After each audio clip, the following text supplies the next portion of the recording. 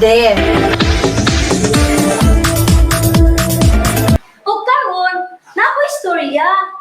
Ang uluhan sa akong istorya, damgo lang di ay.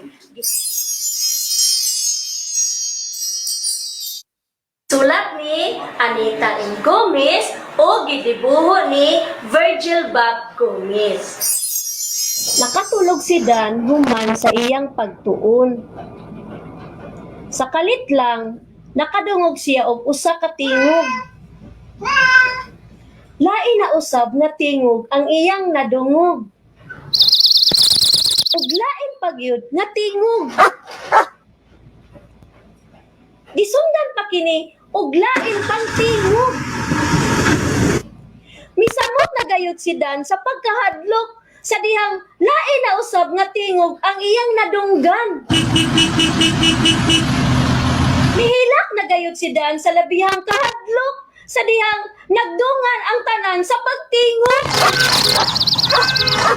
Midagan og biga ko si Dan sa iyang inahan ug mihilak kini.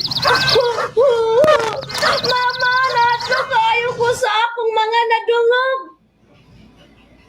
Unya, gidala ni Mama si Dan sa gawa sa ilang balay. Iyang gipakita ang gigikanan sa mga tingog nga iyang nadunggan.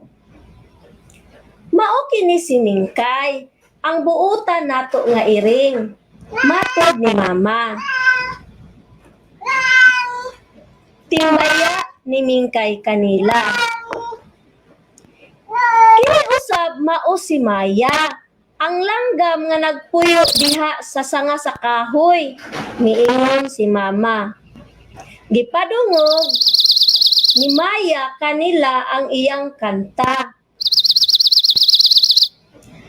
Kana mao si Brownie, ang sumugan na iro.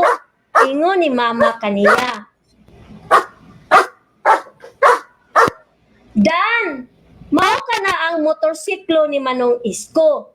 Tudlo ni Mama kaniya. Nakalingi si Dan sa pagkadungog niya niini. Dan, mao kana ang tingog sa jeepney nung Ben. Matod ni Mama kaniya. Nalipay kaayo si Dan sa iyang mga nakita ug nadungog. Nawala na ang kahadlok nga iyang gibati. Ma! Sakay ta sa jeep!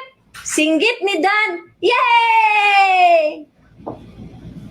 Apan, sa kalit lang, naabli ang pultahan. Usa ka tingog na po ang nadungog ni Dan.